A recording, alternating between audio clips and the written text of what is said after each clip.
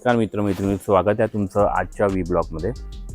तर आज आहे दिवस शनिवार आणि शनिवार रविवार मला सुट्टी असते, त्यामुळे आम्ही जवळ तिकडे एक बीच आहे भाटे बीच, तिथे जात आहोत। आणि पूर्ण आमचे जे रत्नागिरी शहर आहे ते समुद्र किनारीच वसलेलं आहे, त्यामुळे इथे खूप सारे बीच आहेत। भाटे बीच, आरे बीच आहे, गेटवे ऑफ रत्नागिरी आहे, त्यानंतर रत्नदुर्ग फोर्ट आहे। हे सगळ्या जे टुरिस्ट लोकेशन आहेत, त्यानंतर थिबा पॅलेस आहेत, ते सगळे समुद्रकिनारीच आहेत। तर तुम्हाला चांगला एकदम समुद्राचा व्ह्यू भेटतो।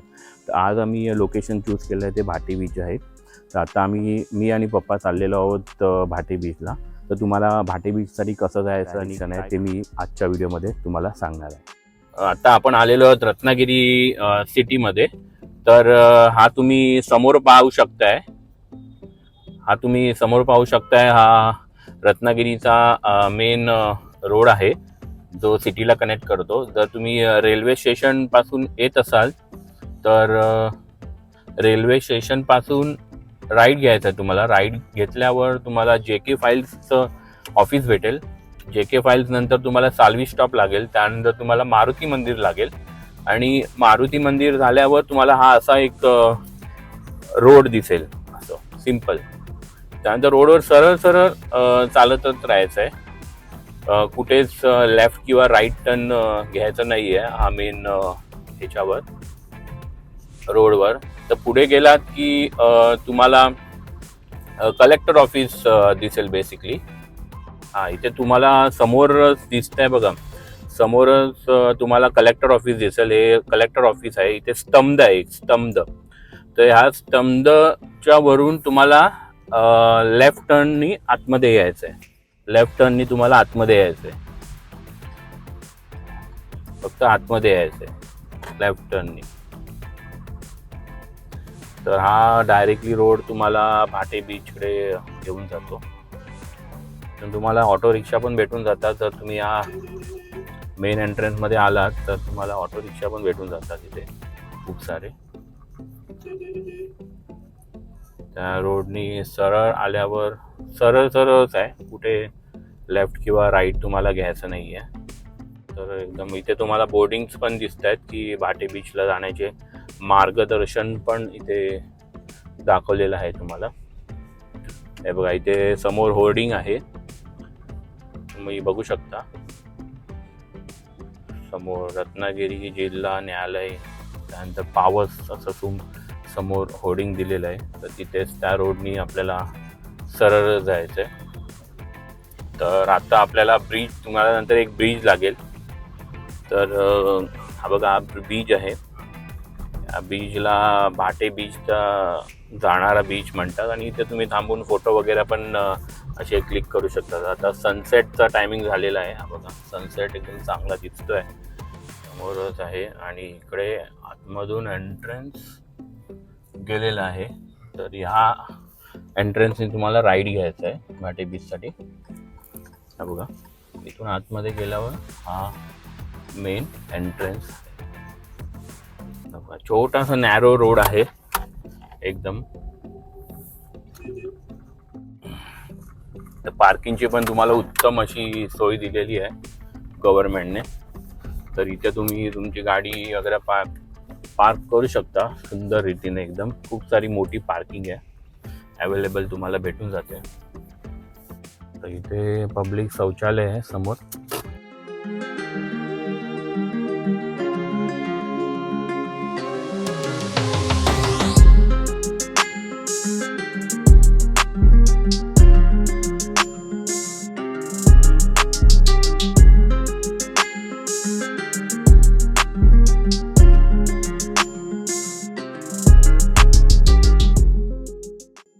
आता आपण आलेलो आहोत भाटे बीच जवळ। तर हा बघा, हा समुद्र आहे, हा बघा किती छान असं, आणि समुद्राच्या लाटांमध्ये मी उभा आहे, किती छान असं वाटतं। आणि तिथून लांब असा फुल असा मोठा परिसर आहे दिसतो तुम्हाला। आणि आता जस्ट सनसेट होणार आहे आणि आम्ही आलेलो आहोत समुद्राची मजा लुटायला, मी आणि पप्पा। खूप चांगला अनुभव आहे, म्हणजे खूप छान वाटतंय।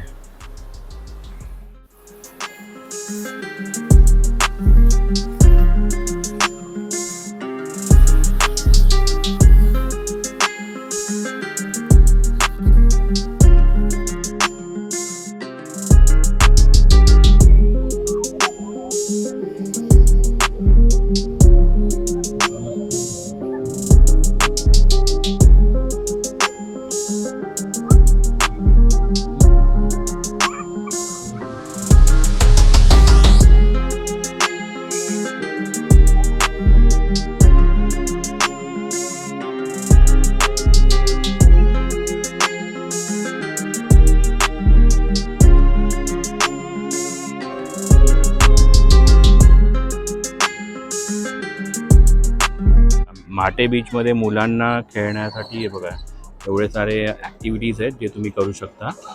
आणि सगळ्या तुम्हाला ॲक्टिव्हिटीज दिसतात तिथे थोड्याशा. आणि त्याच्या मागे जर गेलात तर काहीतरी फ्रूट आउटलेट्स आहेत तुम्हाला, जिथे तुम्ही पाणीपुरी, शेवपुरी किंवा गोला वगैरे खाऊ शकता. तर खूप असा चांगला बीच आहे तुम्ही जर इथे आलात तर. तर आता आम्ही इकडे एक फ्रूट स्टॉलवर थांबलेलो आहे. तर इथे एक आजोबा आहेत, त्यांच्याकडे आम्ही शेवपुरी खातो आहे. तर तुम्हाला सांगतो टेस्ट कशी आहे त्या शेवपुरीची. आणि वातावरण बघायला गेलं तर खूप छान असं वातावरण आहे. बघा, एक शेवपुरी खातो आणि एक नारळ पाणी पितो, दाखवतो तुम्हाला. हे बघा, ही शेवपुरी आहे. तर आता आम्ही घेतलेली आहे, पप्पा आणि मी. तर आता आम्ही शेवपुरी खाऊन सांगतो तुम्हाला कशी आहे. चांगली आहे. कशी आहे शेवपुरी? तर नेहमी आम्ही येतो तर इथे या काकांकडे येत असतो शेवपुरी खायला. लास्ट टाइम पण आलेलो तर काकांकडे खाल्ली ती शेवपुरी, चांगली बनवलेली.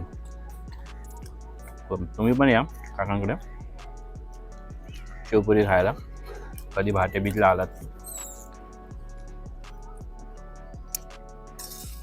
तर आम्ही नेहमी इथे येत असतो नारळ पाणी पियायला. चांगले मोठे नारळ असतात आणि पाणी देखील चांगलं असतं. आणि इथे बसून बीचचा एवढा चांगला सनसेट एन्जॉय करणं. आता पाठी सनसेट होतो आहे आणि सनसेट आम्ही इथे एन्जॉय करतो आहे बीचवर.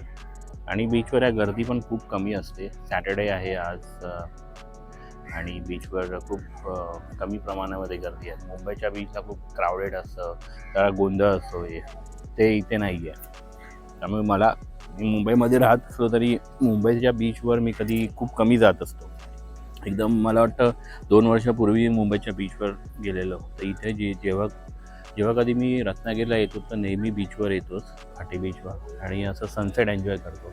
म्हणजे रिलॅक्सेशन तुम्हाला फक्त आपल्या मातीतच बघायला भेटतं. क्राऊडेड सिटीमध्ये तुम्हाला खूप कमी भेटेल. क्राऊडेड सिटीमध्ये बीचेस आहेत, पण हे रिलॅक्सेशन तुम्हाला फक्त रत्नागिरीच्या बीचेसवर किंवा जे कोस्टल एरियाज आहेत तिथे तुम्हाला बघायला भेटतं. तर आता सनसेटची वेळ झालेली आहे आणि आजच्या व्हिडिओमध्ये मी तुम्हाला भाटे बीचचा परिसर दाखवण्याचा एक सुंदर असा प्रयत्न केलेला आहे. आणि पाठी तुम्ही बघू शकता की सनसेट होतो आहे. खूप असा छानसा सनसेट आहे.